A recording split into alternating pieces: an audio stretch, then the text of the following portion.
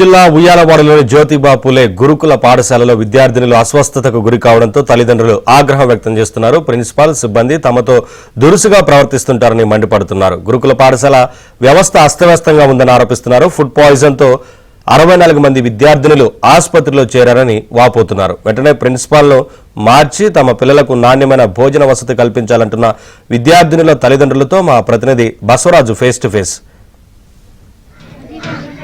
Nagar Kurnool food poison ఘటనలో తల్లిదండ్రుల ఆవేదన మనం ఇక్కడ చూస్తున్నాం. తల్లిదండ్రులు ఎవరైతే ప్రిన్సిపాల్ సరైన రెస్పాన్స్ ఇవ్వడం లేదని చెప్పి ఆవేదన వ్యక్తం చేస్తున్నారు. అదేవిధంగా నిన్న సాయంకాలం నుంచి కూడా ఎవరైతే పిల్లలు హాస్పిటల్ పాలయ్యారో పిల్లల్ని డిశ్చార్జ్ చేసిన తర్వాత ఇక్కడికి వచ్చిన తర్వాత పిల్లలను వేధిస్తున్నారని చెప్పి తల్లిదండ్రులు ఇక్కడ ఆరోపిస్తున్న పరిస్థితి మనకు కనిపిస్తుంది. హాస్పిటల్లో చెప్పిన పిల్లలు కూడా ఇక్కడికి వచ్చి మాకేం కాలేదు, మంచిగా ఉంది అంటున్నారు. ఏమమ్మా ఏం జరిగిందంటారు? అమ్మాయిలు భయపడుతున్నారు.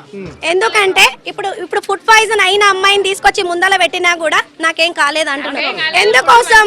ఎందుకోసం అంటే మేము వెళ్ళిపోయిన తర్వాత పనిష్మెంట్ ఇస్తున్నారు, గోడ కూర్చోబెడుతున్నారు, ఎండలో నిలబెడుతున్నారు, ఇన్ని చేస్తున్నారు. కాబట్టి భయపడి చేస్తలేరు, వాళ్ళు చెప్పట్లేదు ముందుకు వచ్చి.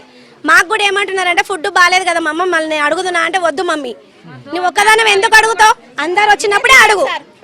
ఎందుకు బియ్యం ఫుడ్ కడుపులో నొప్పి లేస్తుంది, రాత్రి 8 నుంచి నొప్పి లేస్తుంది. కనీసం మాకు ఫోన్ చేయాలని వాళ్ళకు ఉందా లేదా? వాళ్ళ మీద వదిలేసిపోయినప్పుడు పిల్లలు ఎవరి బాధ్యత సార్? వాళ్ళ బాధ్యతనే. మళ్ళీ మాకు ఇంతవరకు ఫోన్ చేయలే. మేము న్యూస్ తెలుసుకొని మా పిల్లల కోసం డ్యూటీలు మానేసుకొని పిల్లలు ఎక్కువ కాదని వచ్చేసినాం. మేము ఎందుకోసం సార్ పిల్లల్ని ఇక్కడ వేసుకున్నది? మా పరిస్థితి బాగాలేకనో ఏదో విధంగా ఇక్కడ వేసుకున్నాం. తెల్లవారుజాన 2 గంటలకి స్నానానికి పోవాలి. ఏడన్నా పోతారా సార్? బయట స్నానాలు చేయమంటారంట. బయట స్నానాలు ఆడపిల్లలు బయట స్నానాలు చేయొచ్చా? మా పిల్లలు కూడా ఇదే స్థితి. ఏదన్నా చెప్పాలంటే వద్దు మమ్మీ, తర్వాత మమ్మల్ని బాధ పెడతారు. వద్దు మమ్మీ, ఈ పలానా ఆమె కూతురు అంటే ఎవరు? ఇదే సార్, ఎప్పుడు ఇదే రెగ్యులర్ గా జరుగుతూనే ఉంది. ఏంటంటే మేము ఇంత ఓపెన్ అవ్వకపోవడం కారణం ఏంటంటే మా పిల్లల్ని బాధ పెడతారు. అదే కాకపోతే ఇప్పుడు సరే, ఇప్పుడు టీసీ ఏమన్నంటే టీసీ ఇస్తాం పోండి అని అంటే మా పిల్లలు కష్టపడింది రాలే సార్ సీటు. మా పిల్లలు కష్టపడి సంపాదించారు కాబట్టి సీట్ ఇక్కడ వస్తుంది. ఇక్కడ వచ్చింది చదువుతున్నారు, గవర్నమెంట్ ఇస్తుంది, టీచర్స్ ఇవ్వట్లేదు.